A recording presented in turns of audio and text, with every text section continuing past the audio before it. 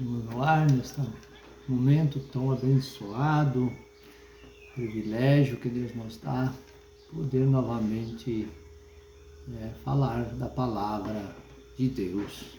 Eu, como embaixador da própria palavra, levo a mensagem às pessoas que estão ouvindo e assistindo através das vias de comunicação. Agradeço as vias Facebook, YouTube, todas, enfim, estão anunciando a palavra de Deus, que é viva e eficaz. Eu estou no terceiro vídeo no livro de 1 Coríntios, um homem chamado Paulo. Nós paramos então falando sobre vários nomes aqui, enfim, coisas do pecado, né? Várias que são os adultérios, as coisas erradas, né? Que tem registrado na palavra de Deus. Mas vamos então dando em frente aqui no capítulo 6 de 1 Coríntios, versículo 10 em diante, que fala aqui sobre, prova do cristianismo verdadeiro, e vida transformada. E temos que ter esta vida nossa transformada por causa de todas essas coisas erradas, Mas diz aqui, nem os ladrões, nem os avarentos, nem os bêbados, nem os maldizentes, nem os roubadores herdarão o reino de Deus. São 17, Esses dias eu citei vários e agora estou resumindo aqui, Que os tal não vão herdar o reino de Deus, que está dizendo o nosso amado irmão Paulo, 1 Coríntios 6, o capítulo 19 a 20, os versículos. Que sabeis, vocês já deveriam saber, Vocês já deveriam saber, aqui está dizendo, que o vosso corpo é o templo do Espírito Santo, que habita em vós. Refere-se ao corpo humano do crente nascido de novo, como um santuário do Espírito Santo, proveniente de Deus. Quer dizer que tudo é de Deus e deve ser tratado de acordo. Que não sois de vós mesmo, pertencemos ao Senhor, porque fostes comprado por um bom preço. O preço foi o sangue de Cristo derramado no Calvário. Glorificai, pois, a Deus no vosso corpo, onde mora o Espírito, e no vosso espírito uso da morada, os quais pertencem a Deus, porque fomos criados por Deus e fomos comprados por um alto preço. 1 Coríntios 8, capítulo 6, o versículo. Todavia, para nós há um só Deus e Pai, de quem é tudo. Refere-se a Deus como Criador de todas as coisas, e para quem nós vivemos, e só o Senhor Jesus Cristo, nosso Salvador, pelo qual são todas as coisas, o que Ele fez na cruz, torna-se tudo isso possível.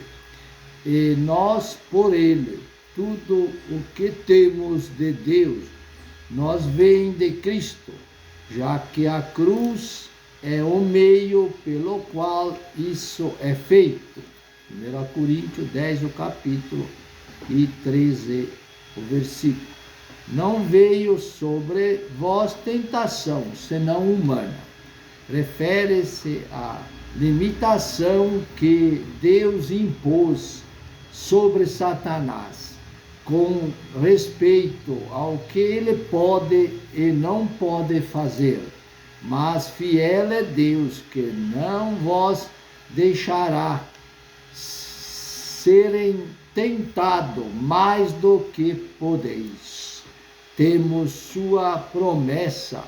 Toda tentação pode ser vencida pela nossa fé, permanecendo constante em Cristo e na cruz, o que dá o poder do Espírito Santo para nos ajudar.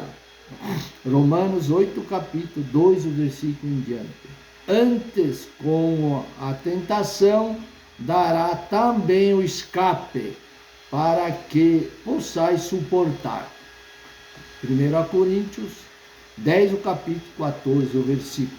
Portanto, meus amados, fugi da idolatria. Qualquer coisa em que colocamos a nossa fé, que não é a cruz, é Cristo, torna-se um ídolo. Coríntios 10, o capítulo 16, o versículo. Porventura, o cálice da bênção que abençoamos não é a comunhão do sangue de Cristo? Se entendida corretamente, a ceia do Senhor é uma bênção. O pão que partimos não é, porventura, a comunhão do corpo de Cristo? O sangue e o corpo refere-se ao preço que Cristo pagou na cruz. Versículo 17. Porque nós, sendo muitos, somos um só pão e um só corpo. Cristo é o pão, é o único pão que produz um corpo, ou seja, a igreja, porque todos participamos do mesmo pão. Isto fala de Jesus Cristo como sendo o único pão da vida. Não há nenhum outro. 13 de Coríntios e 13, o capítulo 13, o versículo. O amor, características, eterna amor. Vejamos aí na Bíblia, que está ali em 1 de João 4, capítulo 7, o versículo, que diz assim: Amados, amemo-nos uns aos outros, porque o amor é de Deus. Aquele que ama é nascido de Deus e conhece a Deus. O amor tão importante, né? É conhecido de Deus e conhece a Deus. 1 de Coríntios, 14, o capítulo 1 em diante, o versículo, até o versículo 40. Bastante explicações aí, mas eu fiz um básico aqui. Profecia e língua e ordem, seguir o amor. Faça o que o amor seja o fator de motivação em tudo. E procure com zelo os dons espirituais. Quer dizer, desejar, mas o modo correto. Todos os dons mencionados na Bíblia, veja, comparados aqui, porque se a trombeta der sonido incerto, quem se preparará para a batalha? Paulo não está denegrindo a trombeta, mas apenas dizendo que deve ser usada corretamente. Assim também vós, se com a língua não pronunciar palavras bem inteligível, como se entenderá o que se diz? Não sei que seja palavras que a gente possa entender, né? Inteligível, como diz aqui, que se possa entender. Ninguém sabe o que está sendo dito. Assim, embora a pessoa que está falando possa ser abençoada, ninguém mais é o. Porque estarei como que falando ao ar, sem nenhum significado. Versículo 10. Há, por exemplo, tanta espécie de vozes no mundo, e nenhuma delas é sem significado. A língua, independentemente de qual possa ser, é importante para a pessoa que a fala e que a entende, pelo que o que fala língua estranha, o oitavo dom do Espírito, ore para que a possa interpretar, porque se eu orar em língua estranha, o meu espírito ora bem, fala da língua de oração, não do dom do Espírito, e afirma aqui que vem ela do Espírito da pessoa, e não da sua mente, mas o meu entendimento fica sem fruto. Significa que não vem da mente. Significa que não vem da mente. Aqui no outro lado, está aqui 14, o capítulo 15, o versículo em diante. Que farei, pois? Tem a intenção de explicar exatamente o que Paulo estava dizendo. O meu tempo já está indo embora, né? Orei com o Espírito, orei em língua, a partir do meu espírito, que se refere língua de oração, mas também orarei com o entendimento, orarei na minha própria língua, ou seja, no meu idioma nativo. Cantarei com o espírito, cantarei em outras línguas a partir do meu espírito, mas também cantarei com entendimento. Cantarei ao Senhor na minha própria língua. Paulo fala, está aqui falando aqui da devoção particular da pessoa e não dos cultos, de regras da igreja. De outra maneira, se tu bem disseres com o Espírito, como dirá o que ocupa o lugar de idólatra o Amém, sobre a tua ação de graça, visto que não sabe o que diz. Meu tempo já foi embora, vamos finalizar aqui.